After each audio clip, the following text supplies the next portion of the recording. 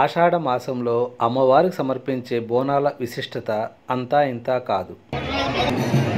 తెలంగాణలోని పలు ప్రాంతాల్లో 4 ఆదివారాలు అంగరంగ వైభవంగా నిర్వహించే ఈ బోనాల వేడుకలను చూసేందుకు 2 కళ్ళు చాలవు. భాగ్యనగరంలోని పలు గ్రామదేవతల ఆలయాల్లో బోనాలను సమర్పించిన ఈ వేడుకలు గోల్కొండలోని జగదాంబ మహంకాళి ఆలయంలో ప్రారంభమై ఆ తర్వాత సికింద్రాబాదులోని ఉజ్జయిని మహాకాళి ఆలయంలో జరిగి లాల్ దర్వాజాలోని సింహవాహిని మహంకాళి అమ్మవారి సన్నిధిలో ముగుస్తాయి. ఈ 3 ఆలయాలకు చాలా విశిష్టత ఉంది.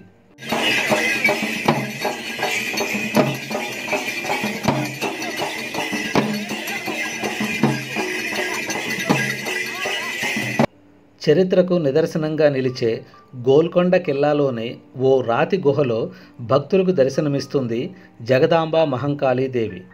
ఆషాఢ మాసంలో బోనాల పండుగ ప్రారంభమయ్యేది ఇక్కడ నుంచే కావటం విశేషం.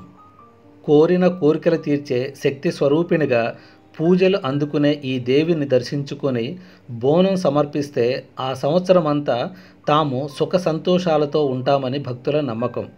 ఒకప్పుడు ఇక్కడ పశువులు కాసే రామ్దేవ్ రావ్ అనే వ్యక్తికి ఈ ప్రదేశంలో దేవి విగ్రహం కనిపించిందట. అది తెలిసి కాకతీయులు ఇక్కడ చిన్న ఆలయాన్ని కట్టించారని, అలా ఈ ప్రాంతానికి గొల్లకొండ అనే పేరు వచ్చిందని అంటారు.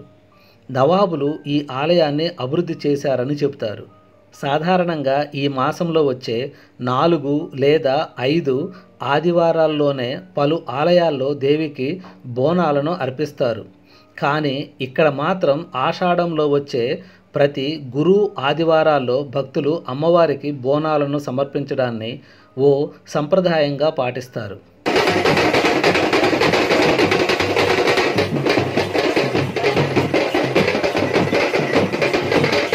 తన చల్లని చూపులతో భక్తుల కోరికలు తీర్చే శక్తి స్వరూపిణిగా పూజలు అందుకుంటోంది సికింద్రాబాదులోని ఉజ్జయిని మహాకాళి. ఢమరుకం, కత్తి, శూలం, అమృత పాత్ర ధరించి చతుర్భుజిగా దర్శనమిచ్చే ఈ దేవిని దర్శించుకుంటే సకల శుభాలు కలుగుతాయనేది భక్తుల నమ్మకం.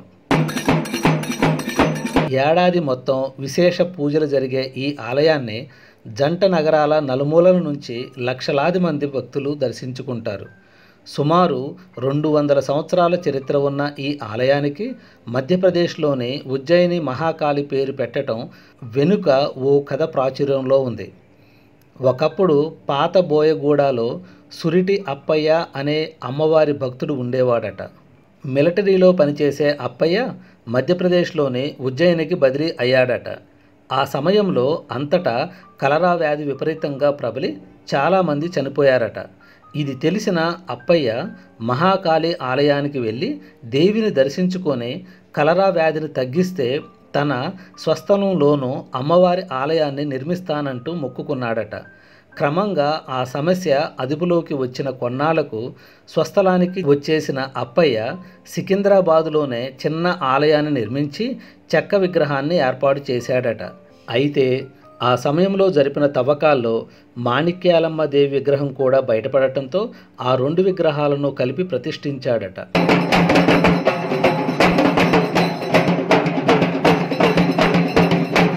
భక్తుల కష్టాలను పోగొట్టే ఆది పరాశక్తిగా, నగరాన్ని ప్రకృతి వైపరీత్యాల నుంచి కాపాడే పరమేశ్వరిగా పూజలు అందుకునే దేవి హైదరాబాద్ పాత నగరంలోనే లాల్ దర్వాజాలో కొలువైన సింహవాహిని మహంకాళి.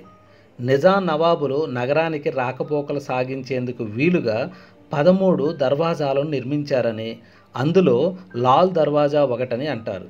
ఆ తరువాత ఇక్కడ స్థానికులు ఆలయాన్ని కట్టించి అమ్మవారి విగ్రహాన్ని ప్రతిష్ఠించినట్లుగా చెబుతారు.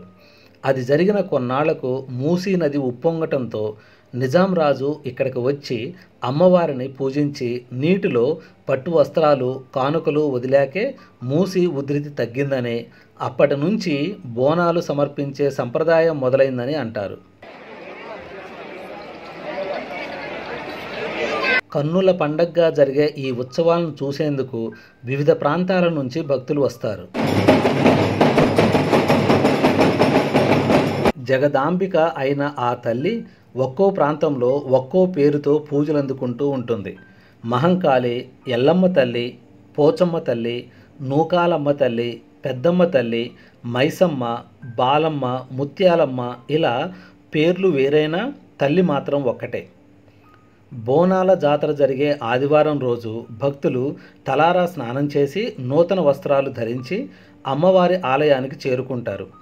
అక్కడ దేవస్థానం వారు ఏర్పాటు చేసిన ప్రదేశాల్లో తాత్కాలికంగా పొయ్యి ఏర్పాటు చేసుకొని కొత్త కుండను పసుపు కుంకుమలతో అలంకరించి ఆ కుండలో కొత్త బియ్యం, పాలు, బెల్లం వేసి ప్రసాదాన్ని తయారు చేస్తారు. తర్వాత ఆ కుండపై మరో కుండలో దీపాన్ని ఉంచి కుండ చుట్టూ వేపాకులు కట్టి డప్పుగాళ్ళు ముందు నడుస్తుండగా మహిళలు ఆ కుండను తల మీద పెట్టుకొని అమ్మవారి దర్శనానికి వెళతారు. దర్శనం తర్వాత ఆ ప్రసాదాన్ని కుటుంబ సభ్యులంతా కలిసి స్వీకరిస్తారు.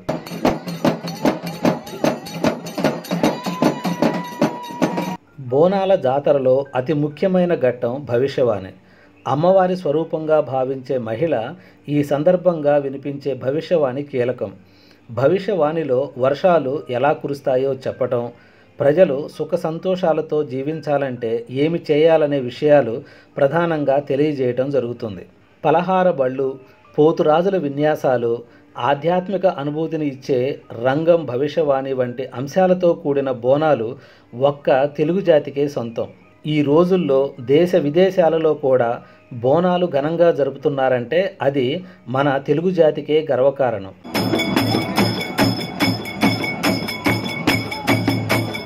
తెలంగాణ సంస్కృతిలో బోనాలకు విశేషమైన ప్రాధాన్యత ఉంది. హైదరాబాద్ మహానగరంలో కూడా ప్రతి ఏడాది ఆషాఢ మాసంలో బోనాలను ఘనంగా నిర్వహిస్తారు. ప్రతి ఏడాది తొలుత గోల్కొండలో జగదాంబిక అమ్మవారికి బంగారు బోనం సమర్పించడంతో భాగ్యనగరంలో బోనాల సందడి షురు అవుతుంది. అయితే ఈ ఏడాది కూడా హైదరాబాదులో బోనాల ఉత్సవాలు ఘనంగా నిర్వహించనున్నారు. తాజాగా ఇందుకు సంబంధించిన తేదీలు ఖరారయ్యాయి. గోల్కొండ బోనాలతో పాటు పాతబస్తీ, లాల్ దర్వాజా బోనాలు, సికింద్రాబాద్ బోనాల తేదీలను కూడా ప్రకటించారు. చారిత్రక గోల్కొండ కోట శ్రీ జగదాంబిక అమ్మవారి బోనాలు జూన్ 26వ తేదీన ప్రారంభమై జూలై 24వ తేదీతో ముగుస్తాయి. జగదాంబిక అమ్మవారికి మొదటి బోనాన్ని పచ్చి కుండతో సమర్పిస్తారు. ఆషాఢ మాసంలో ప్రతి ఆదివారం, గురువారం మొత్తంగా 9 రకాల పూజలను అమ్మవారు అందుకుంటారు. జూన్ 26వ తేదీ మొదటి బోనం, జూన్ 29వ తేదీ రెండో బోనం, జూలై 3వ తేదీ మూడవ బోనం, జూలై 6వ తేదీ నాలుగవ బోనం, జూలై 10వ తేదీ ఐదవ బోనం, జూలై 13వ తేదీ ఆరో బోనం, జూలై 17వ తేదీ ఏడో బోనం, జూలై 20వ తేదీ 8వ బోనం, జూలై 24వ తేదీ 9వ బోనం నిర్వహించనున్నారు. ఇదిలా ఉంటే సికింద్రాబాద్ ఉజ్జయిని మహంకాళి అమ్మవారి బోనాలు జూలై 13న, లాల్ దర్వాజా సింహవాహిని అమ్మవారి బోనాలు జూలై 20న జరగనున్నాయి.